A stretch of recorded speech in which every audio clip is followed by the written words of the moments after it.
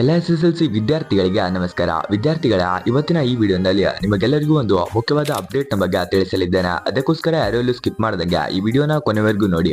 ಮತ್ತು ಇನ್ನು ನಮ್ಮ ಚಾನಲ್ಗೆ ಯಾರೆಲ್ಲ ಸಬ್ಸ್ಕ್ರೈಬ್ ಮಾಡಿಲ್ಲ ಬೇಗನೆ ಸಬ್ಸ್ಕ್ರೈಬ್ ಮಾಡ್ಕೊಳ್ಳಿ. ಯಾಕಂದ್ರೆ ಇನ್ನು ಇದೇ ತರ ಹಲವಾರು ತರದ ಎಜುಕೇಶನ್ ರಿಲೇಟೆಡ್ ಅಪ್ಡೇಟ್ಸ್ಗಳು ನಿಮಗಾಗಿ ನಮ್ಮ ಚಾನಲ್ ನಲ್ಲಿ ಬರ್ತಾ ಇರುತ್ತೆ. ಶಿಕ್ಷಣ ಇಲಾಖೆಯಿಂದ ಏನೇ ಅಪ್ಡೇಟ್ ಬಂದರೂ ನಮ್ಮ ಚಾನೆಲ್ನ ಮುಖಾಂತರ ತಿಳಿಸ್ತಾ ಇರ್ತೀವಿ. ಮತ್ತು ಎಕ್ಸಾಮ್ ರಿಸಲ್ಟ್ ಡೇಟ್ನ ಬಗ್ಗೆ ಕೂಡ ನಮ್ಮ ಚಾನಲ್ ನಲ್ಲಿ ತಿಳಿಸ್ತೀವಿ. ಅದಕ್ಕೋಸ್ಕರ ತಪ್ಪದೆ ಸಬ್ಸ್ಕ್ರೈಬ್ ಮಾಡ್ಕೊಳ್ಳಿ. ಇನ್ಯಾಕೆ ತಡ ಮಾಡೋದು, ಬೇಗನೆ ಈ ವಿಡಿಯೋಗೊಂದು ಲೈಕ್ ಹಾಕಿ ಫ್ರೆಂಡ್ಸ್. ವಿಡಿಯೋನ ಕಂಟಿನ್ಯೂ ಮಾಡೋಣ. ವಿದ್ಯಾರ್ಥಿಗಳ ನೀವೆಲ್ಲರೂ ಕೂಡ ನಿಮ್ಮ ಎಕ್ಸಾಮ್ಗೆ ತಯಾರಾಗ್ತಾ ಇದ್ದೀರಾ. ಮಾರ್ಚ್ 21ರಿಂದ ನಿಮ್ಮ ಎಕ್ಸಾಮ್ ಶುರುವಾಗಲಿದೆ. ಇದರ ಬಗ್ಗೆ ತುಂಬಾ ವಿದ್ಯಾರ್ಥಿಗಳಿಗೆ ಗೊತ್ತಿದೆ. ಈ ವಿಡಿಯೋನಲ್ಲಿ 2 ಅಪ್ಡೇಟ್ಗಳ ಬಗ್ಗೆ ತಿಳಿಸ್ತೀನಿ. ಅದು ನಿಮಗೆ ತುಂಬಾನೇ ಯೂಸ್ಫುಲ್ ಆಗುತ್ತೆ. ಅದಕ್ಕೋಸ್ಕರ ಕೊನೆವರೆಗೂ ನೋಡಿ.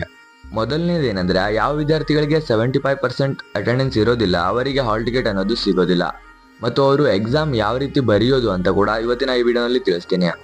ಇವಾಗೇನು 75% ಅಟೆಂಡೆನ್ಸ್ ಇದ್ದ ವಿದ್ಯಾರ್ಥಿಗಳಿಗೆ ಮೊದಲ ಬೋರ್ಡ್ ಎಕ್ಸಾಮ್ ನಡೆಯುತ್ತೆ. ಆದರೆ 75% ಅಟೆಂಡೆನ್ಸ್ ಇಲ್ಲದೆ ಇರೋ ವಿದ್ಯಾರ್ಥಿಗಳಿಗೆ ಎರಡನೇ ಬೋರ್ಡ್ ಎಕ್ಸಾಮ್ ಬರೀಬಹುದು.